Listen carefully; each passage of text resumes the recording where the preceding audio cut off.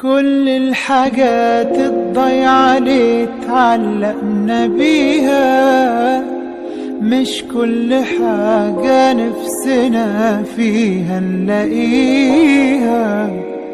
بنهوى ليه نعذب روحنا؟ كل الحاجات الضايعة اللي اتعلقنا بيها، مش كل حاجة نفسنا فيها نلاقيها. بنهوى ليه نعذب روحنا؟